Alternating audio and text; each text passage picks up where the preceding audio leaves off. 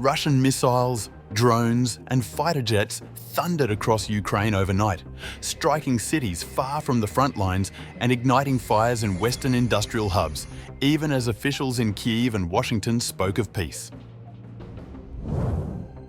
Moscow claimed sweeping gains on the battlefield, saying its forces struck targets in the Kharkiv, Zaporizhzhia, and Kherson directions over the past 24 hours, killing and wounding more than 1,300 Ukrainian troops, according to the Russian Ministry of Defense.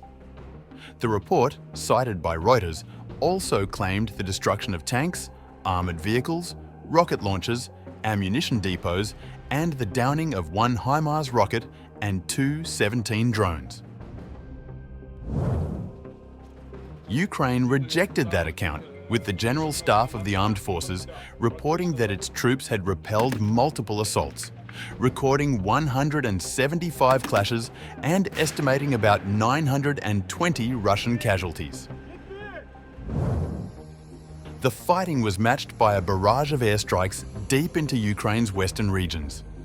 Explosions were reported in Rivne Oblast after Russian MiG-31 jets, capable of launching Kinzhal ballistic missiles, took off, triggering a nationwide air raid alert. At least 3 blasts were recorded in Rivne, some 390 miles west of Kyiv.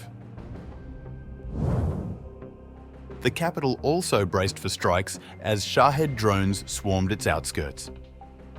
The Kyiv City Military Administration confirmed air defences were active around 3:55 a.m. local time, while dozens of drones pressed further west toward Lviv, Ternopil and Khmelnytsky.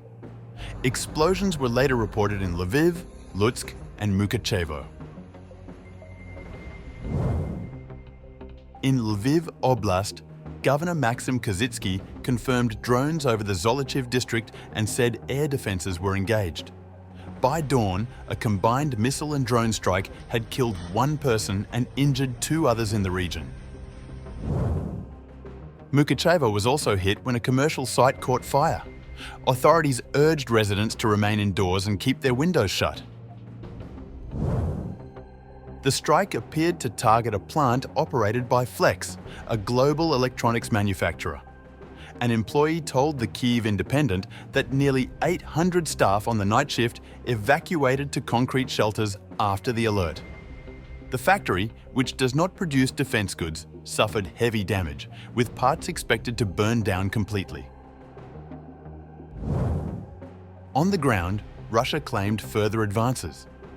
The Defense Ministry said an Iskander missile struck the 3rd Separate Assault Brigade's temporary deployment near Sloviansk in the Donetsk People's Republic, while the 57th Guards Motorized Rifle Division reported pushing Ukrainian troops out of Novogeorgievka in the Dnipropetrovsk region.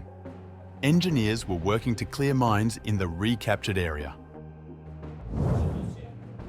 The escalation came just days after US President Donald Trump hosted Ukrainian President Volodymyr Zelensky and European leaders at the White House on August 18th.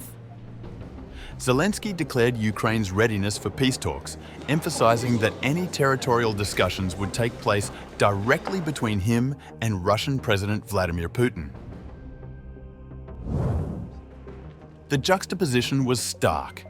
Even as Kyiv signals willingness to negotiate, Russia unleashes one of its heaviest waves of missiles and drones in weeks, leaving the path to peace clouded by smoke and fire across Ukraine's skies.